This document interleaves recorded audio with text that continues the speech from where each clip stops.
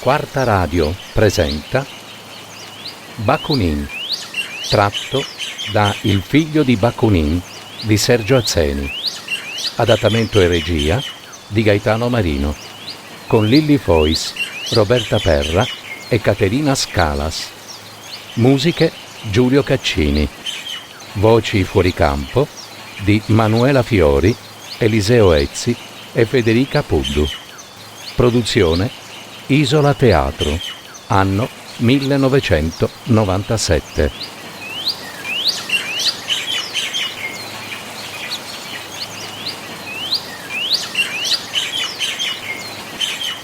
Il figlio tornava ogni domenica, portava la paga intera.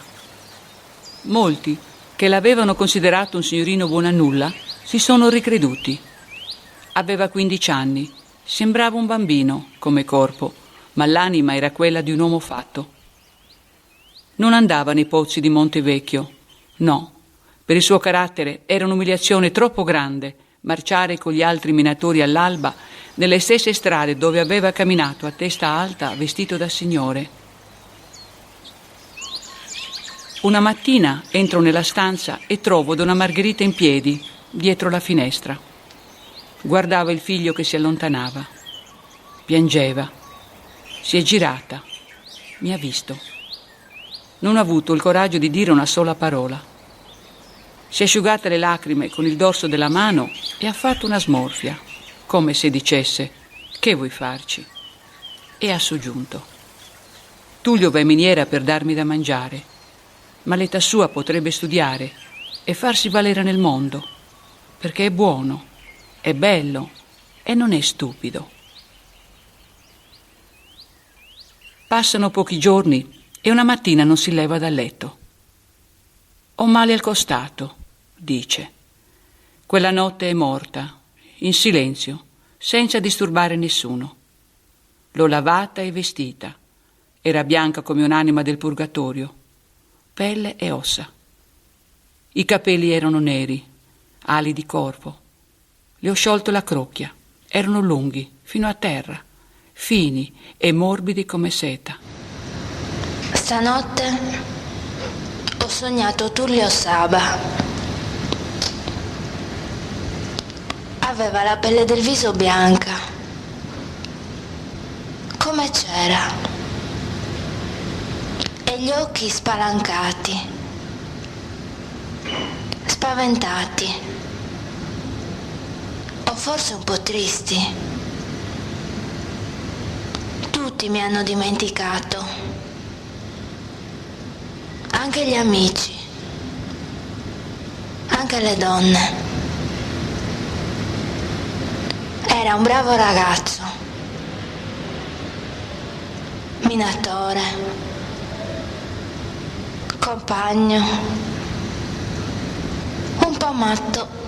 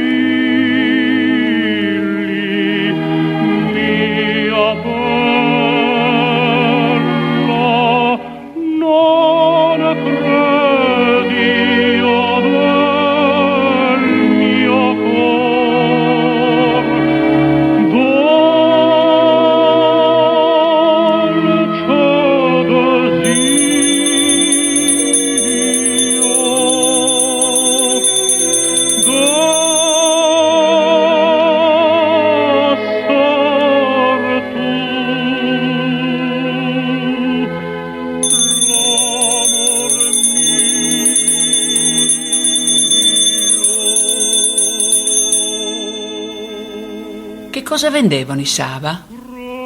Vendevano vino. Che cosa facevano i Saba? Facevano scarpe, ma in miniera nessuno.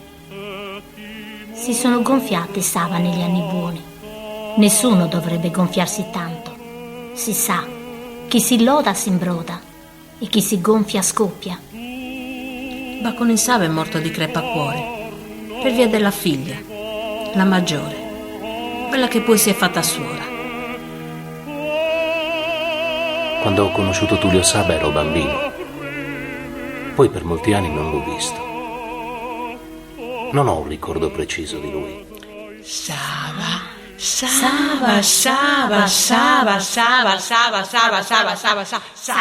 Quello che vendeva vino. No. Suo fratello. No. Quello che si batte con la sorella del Raimondo Gorriazzo. No. Suo babbo. No. Il fratello del babbo. No. Il figlio del fratello del babbo. No. Il figlio del fratello del babbo è morto in guerra. No. E non l'ho conosciuto. No. Di Sava ho conosciuto soltanto quello che vendeva vino. No.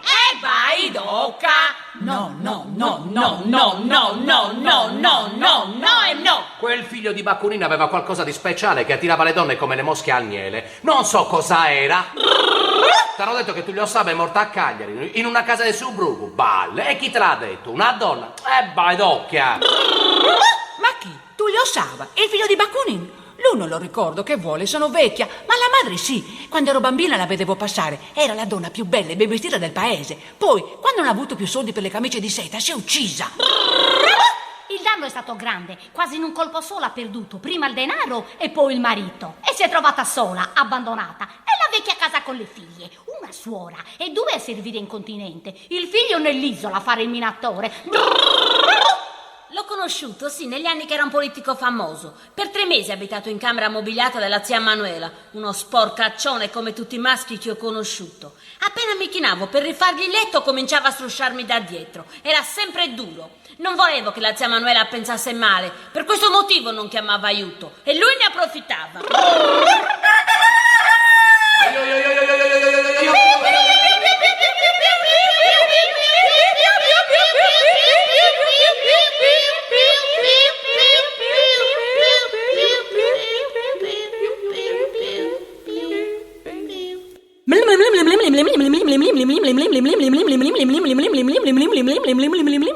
Tullio Sava era un bambino vanitoso. L'ho scoperto molte volte che si specchiava nell'unico specchio di casa, sul comò, in camera da letto di donna Margherita la madre. Era uno specchio di lusso esagerato, con la cornice in stucco color d'oro e in alto un angioletto grasso nudo. E anche donna Margherita si guardava troppo allo specchio per una donna costumata. Il bambino aveva sempre scarpe fini, nere e lucide. Certo, il padre Antonio Sava era calzolaio. Nessun bambino in paese aveva scarpe così belle e il padre non era sarto, ma nessun bambino in paese aveva vestiti così eleganti. Bello era bello, e il più bello del paese. Fin da piccolo era convinto di essere chissà cosa, sputato a suo padre con la testa piena di nuvole. I Sava erano troppo diversi dagli altri, troppo vanitosi. Donna Margherita voleva essere chiamata donna come una nobile, e nobile non era, ma figlia di pastore ogliastrino, forse di briganti. Dolores il sugo, Dolores la pasta degli agnolotti, Dolores mescola la ricotta alle bietole, morbida mi raccomando, Dolores la pasta de spanadas, Dolores ha tagliato il capretto. Dolores Murtasa non ha maledetto nessuno, non ne brucia, ma li guardavo e mi dicevo, la loro fortuna andrà in cenere. Uno è nascere nobili e ricchi, un po' di vanità si può capire, il paese non critica, le comari non mormorano, ma nascere come Antonio Sava, nipote di servo, e montarsi la testa come si è montato lui negli anni di buona fortuna, cosa può portare? Sciagure. Nipote di servo, sì, suo nonno era bracciante, e a quel tempo dire servo e dire bracciante era la stessa parola. Io sapevo che il male era in agguato per punirli della loro vanità. Li aspettavo e pregavo, perché nessuno può crescere così tanto in boria e scialacquare così tanto da pagare a me. Serva e cuoca, un salario che non prende neppure un maestro di scuola e che pure insegna l'ABC e che è più importante che cuocere panatas. Una notte di Natale Antonio Sava esce di casa ubriaco, scende in piazza dove tutti lo possono sentire e comincia a urlare. Se a Guspini viene Bakunin, io gli offro da bere da dormire a casa mia, come fosse mio fratello. E se Bakunin mi dice, Antonio, è perché non bruciamo la chiesa? Io gli rispondo, andiamo Bakunin, e gli accendo i tizzoni. Gli ubriachi dicono sciolori da ubriachi, questo si sa. Ma Antonio Sava parlava sul serio. Davvero avrebbe sfamato Bakunin e le avrebbe acceso i tizzoni. Per questo Don Saraisi, il parroco di allora, il giorno di Natale ha parlato dal pulpito, spiegando a tutti quanti che Bakunin era un incendiario vero e vivo e che dichiarava anarchia. E Don Saraisi ha pure spiegato cos'è anarchia. Uccidere i preti, violare le donne costumate, vuotare le case dei contadini, dichiarare il libero amore per fare un mondo di uomini senza timore di Dio. Da quel Natale tutto il paese ha cambiato il nome di Antonio Sava e lo chiamavano Bakunin.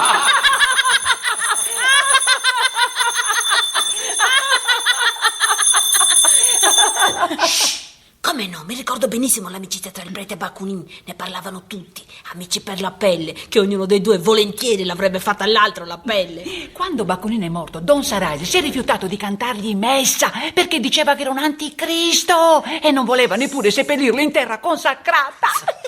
Oh, quel prete lì, Don Sarais, era famoso come puttaniere. Mi pare che nel 52 o forse nel 53 l'hanno mandato via da Guspini perché c'era stata la denuncia all'arcivescovo. Aspetta, e si sapeva anche il motivo. Aveva allungato le mani sotto le gonne di Elena Simonazzi, la moglie del direttore della miniera. Lei sì che era famosa, buona e un culo.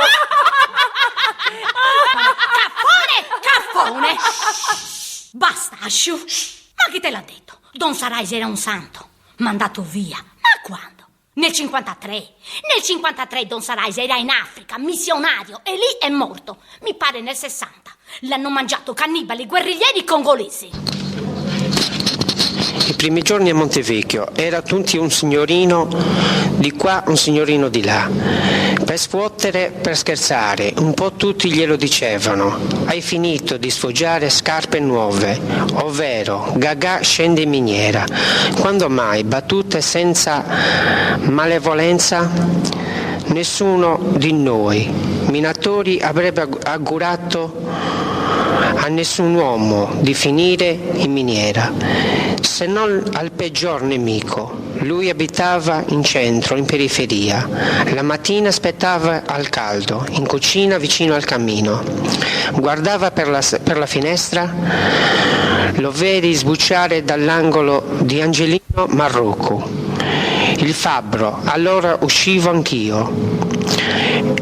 E camminavamo a salire assieme. Ciao Tullio, ciao Ulisse, e poi fianco a fianco silenziosi, ognuno nei pensieri suoi. I minatori pensano molto, tutti quelli che hanno un brutto destino sul gobbo pensano molto, sognano occhi aperti di cambiare vita, pensano come liberare i propri figli.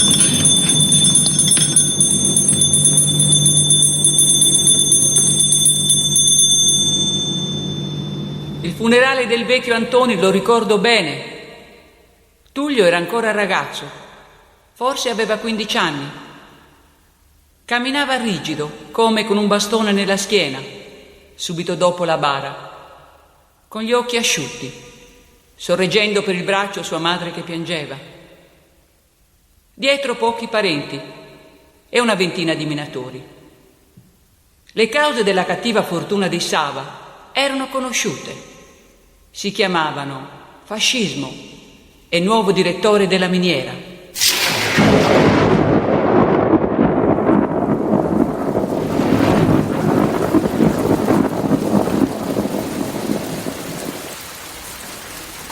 Una notte sogno e appare la Madonna Nera, così, come si vede nella cappella, con gli stessi abiti, con la stessa faccia, ma viva, non dipinta, e viene verso me. Poi parla. Domani morirà un altro innocente. Per questo piango. Colpevole di quello che ha fatto, ma innocente. Un uomo con la testa piena di fantasmi, che non merita la morte. Un peccatore, come tutti voi. Lo uccideranno. Per questo piango. Così ha detto. Poi è sparita. Mi sono svegliato e sono andato al lavoro. Poi nel piazzale, davanti alla palazzina della direzione, a protestare, assieme a tutti gli altri.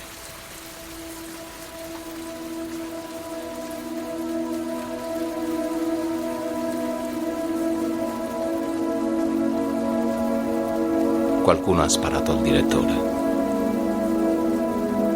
Non ho visto chi è stato. Ho visto il direttore con la faccia nel fango, i capelli sporchi di fango, steso a terra, il sangue che colava e si mescolava alla pioggia e alla terra. Poi sono stato chiamato dalla giustizia e ho detto quello che sapevo. Ho raccontato il sogno. Altro non sapevo.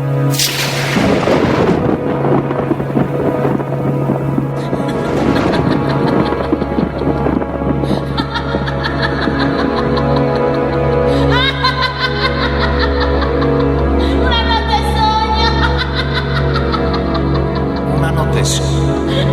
E appare la Madonna Nera. E appare la Madonna Nera.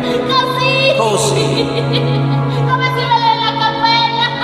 Come si vede nella cappella. Con gli stessi abiti. Con la stessa faccia. Viva, viva, non di picca. E viene verso me. E poi Poi parla.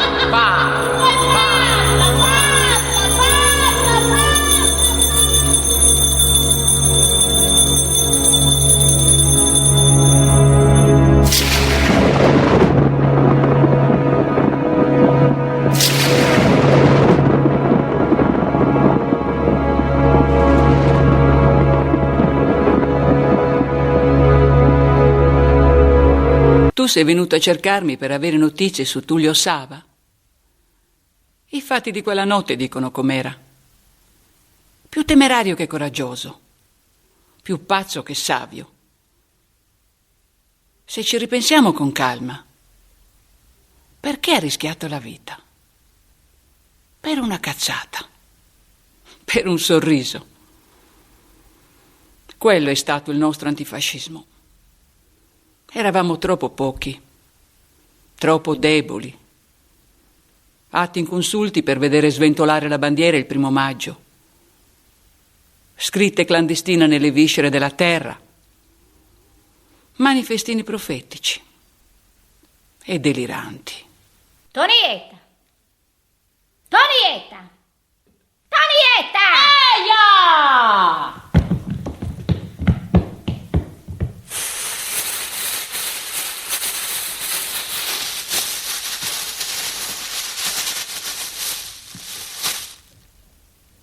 Oh! Oh! Aiu! Io e marito Ottavio siamo arrivati a Carbone 3 mesi prima che è arrivato il duce a inaugurare la città. Ottavio era imbrancato con le camicie nere, non perché aveva un ideale, non aveva altro ideale oltre il soldo e il vino, ma perché era furbo. Diceva, vedrai che ci guadagno. E a tabada! I tavemunendi. Vedrà che ci guadagno, e ci ha guadagnato. Io invece ci ho perduto, perché quando lui lavorava a Bacquavio io stavo in campagna. Avevo già 2 figli e nei 7 mesi del terzo figlio. Avevo 18 anni. Tutte le sere Ottavio ritornava ubriaco e pretendeva il mio calore, ma era tanto ciucco che gli facevo servizio con la mano e neppure si accorgeva della differenza. Oppure mi davo di schiena senza guardarlo.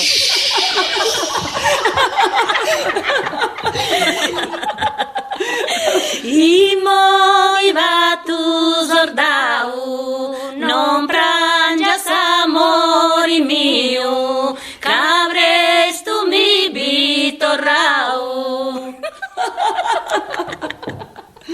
Tullio Sava era un bell'uomo, non lo conoscevo di persona, di fama sì, sapevo che era comunista, andavo spesso ai suoi comizi, spiegava questioni difficili con parole semplici. È un suo comizio che ho conosciuto Raffaele, che poi è diventato mio marito. Finora è stato un buon marito, non posso lamentarmi. Il figlio abbandonato, la compagna, lei si è sposata con un brav'uomo, era bella, il bambino è nato sano ed è cresciuto forte, è spiccicato suo padre, di corpo, di viso, tocchi soprattutto e di carattere.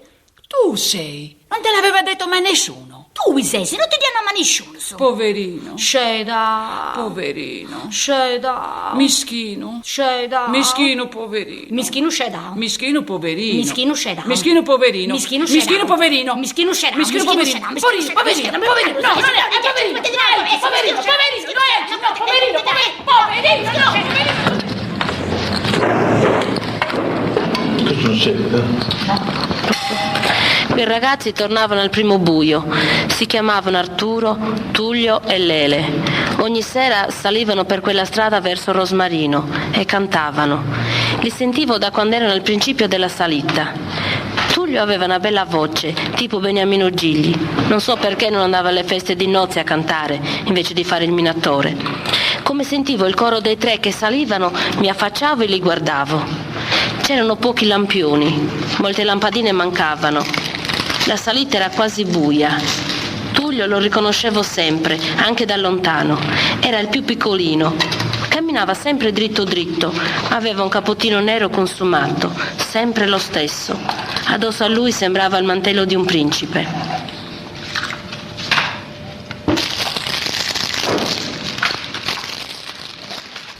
E nelle orecchie mi tornavano le canzoni di Tullio.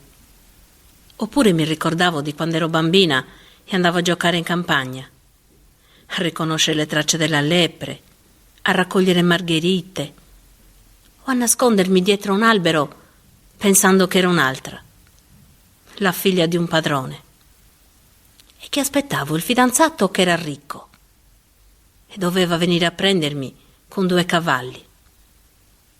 Me ne andavo. Il corpo era lì, fermo.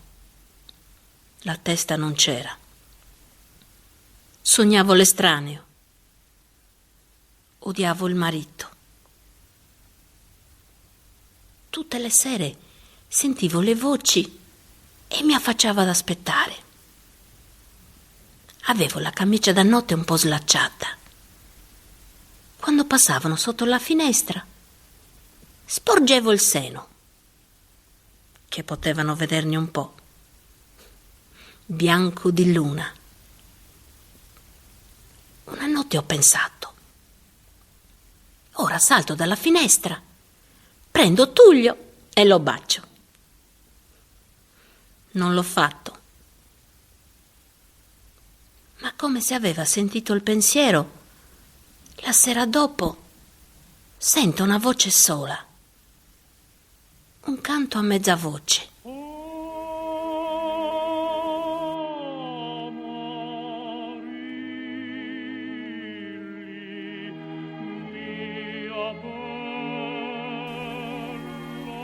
Tullio torna appena uscito di miniera. Era febbraio. Era buio. Il cuore ha cominciato a battere che mi toglieva il fiato. Mi affaccio. Lui era il principio della salita. Piccolo. Solo. Buonasera. Quanti anni hai? 16. Niente amici stasera? Non avevo voglia di fermarmi all'osteria. Oggi. Ho pensato, se mi dice voglio fare l'amore con te, dico sì. Me lo offri un bicchiere d'acqua? Sì. Sali.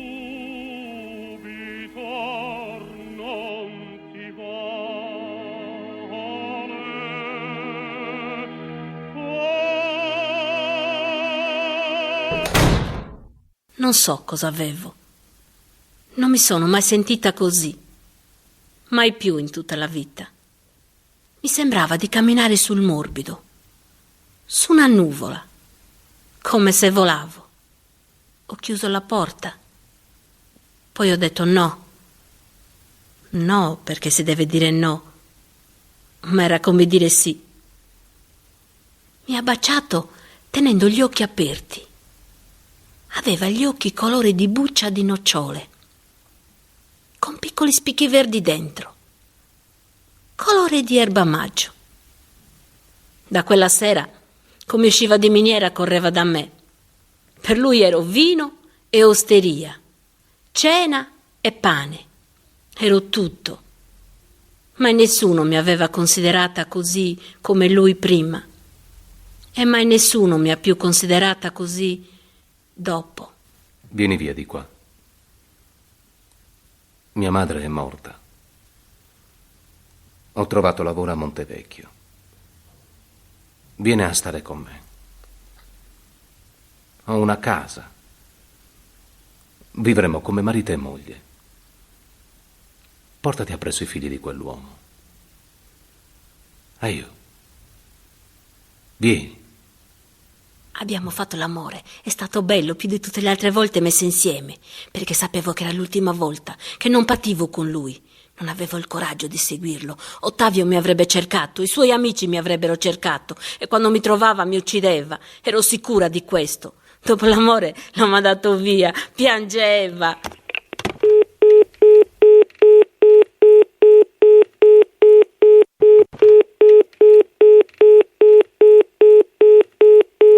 A Valgisa.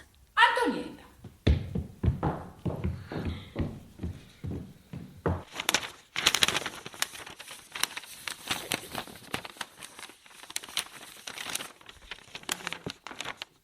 Ho avuto 17 figli. La prima, quella con la faccia di Ottavio, è morta a 7 anni di congestione. Era al fiume col padre e gli amici del padre. Si è tuffata dopo mangiato. Non l'ho pianta. La quarta è di Tullio. I suoi occhi, i suoi ricci e la sua bocca. Adesso lavora in comune a Carbonia, ma non sa nulla di questa storia. Il quinto era di Lele, con la faccia da cavallo. È morta 1 anno e mezzo di poliomelite. 4 mi sono morti bambini. Uno grande investito da un'automobile quando era soldato. 12 sono vivi. 8 non sono di Ottavio. Ah, ciascuno il suo. È brutto dirlo ora che Ottavio è morto. Pace all'anima sua, se ne aveva una.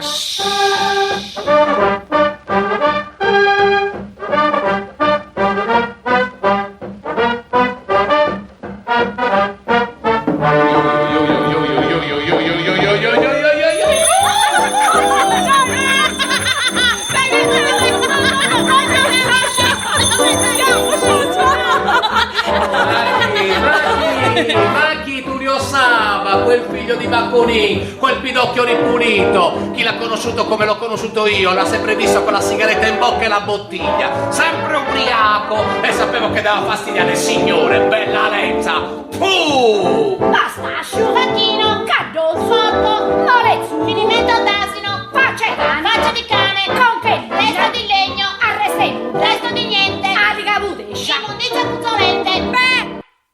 Oh! Resa acabata con questo vocabolario. Testa una rosario. Tonie! Donna di Lubistucco. Lubistucco? Hai ci lascia con Casserio. Ne! E te ci faccio dovi noi? Fiori in fiorello l'amore, bello vicino a te. Mia sorella era innamorata di lui, quando lui faceva la corte di Vice Zuddasa. Poi invece mia sorella si è sposata con quell'uomo con cui si è sposata. Uomo così, non lo vorrei manco morta. Geloso e manesco, brutto come un cane e cattivo come una piaga. Poi Tullio Saba non si è sposato con Edevigie e se n'è andato dal paese. Altro non so. Ma cosa fa ancora lì sulla porta? Entri, le preparo un caffè. Fiori in fiorello l'amore, bello vicino a te. È un ricordo molto bello e molto brutto. Molto bello per i sentimenti che ho provato, molto brutto per come è andata a finire. Ho vissuto a Giba fino a quando ho compiuto 14 anni. In casa eravamo 17, contando padre, madre, fratelli, sorelle e i fidanzati di 2 sorelle. Mio padre aveva una gamba sola, l'altra perduta in guerra. Si ubriacava qualche volta e bastonava. La parte più bella della mia vita erano i fotoromanzi. Lo dico senza vergogna. Non fosse stato per i fotoromanzi, non avrei imparato a leggere e scrivere. La casa era in sobrugo. Era stretta, grigia a 2 piani. C'è ancora. A piano terra c'era una bottega di tabacchi e anche quella c'è ancora. La sera era tiepida, la città profumata, l'aria appena mossa da un vento leggero. Sul marciapiede è apparso un uomo. Camminava a passi veloci, a testa alta. Aveva addosso uno strano cappotto svolazzante. Era giovane. Mi pareva bellissimo. Lui non mi vedeva. Guardava dritto davanti a sé. Forse pensava. È entrato nel nostro portoncino. Ho sentito i passi sulle scale. La chiave nella toppa. Era il mio padrone.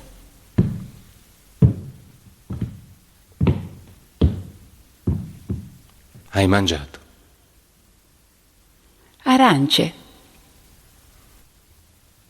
Aveva un sorriso bello, buono. Sembrava un ragazzo. Sono rimasta con lui per 16 mesi. Gli ultimi 12 non è mai uscito di casa. Se ne stava seduto nella stanza senza finestra. Parlava pochissimo. Ogni tanto sorrideva. Avrei fatto qualunque cosa mi avesse chiesto.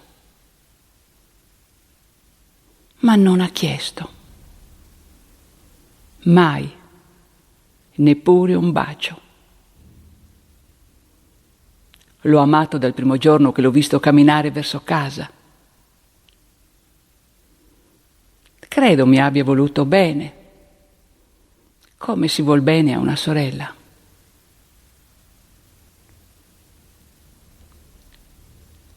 Sei pronto all'incontro con Dio? Non ho mai incontrato Dio. Non hai mai pregato per te e per gli altri? Il lavoro è la nostra preghiera. Ho pregato io per lui.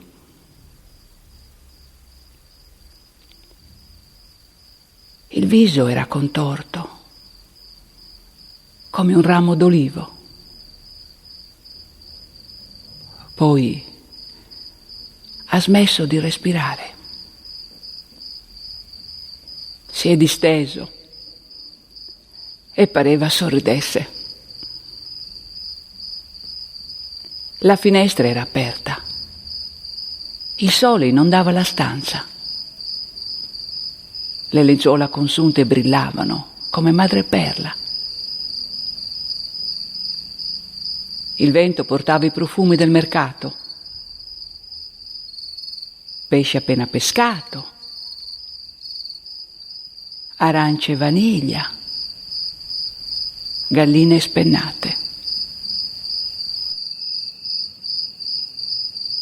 Quel comunista. Se ne è parlato fin troppo quando era vivo e tu vuoi seppellirlo. Lascia perdere, vattene. Non ho niente da dire. Ero capo del personale in miniera quando l'ho conosciuto, questo posso dirtelo.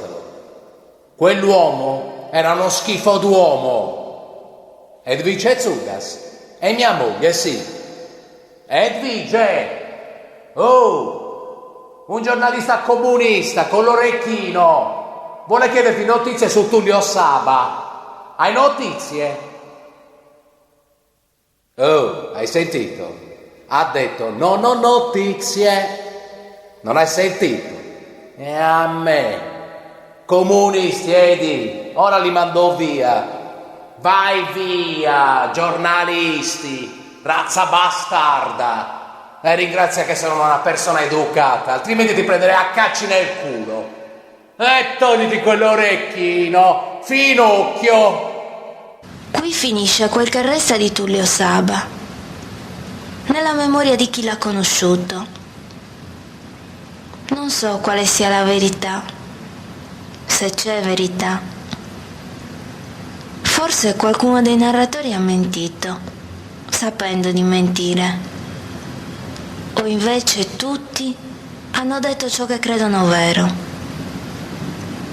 Oppure, magari, hanno inventato particolari, qui e là.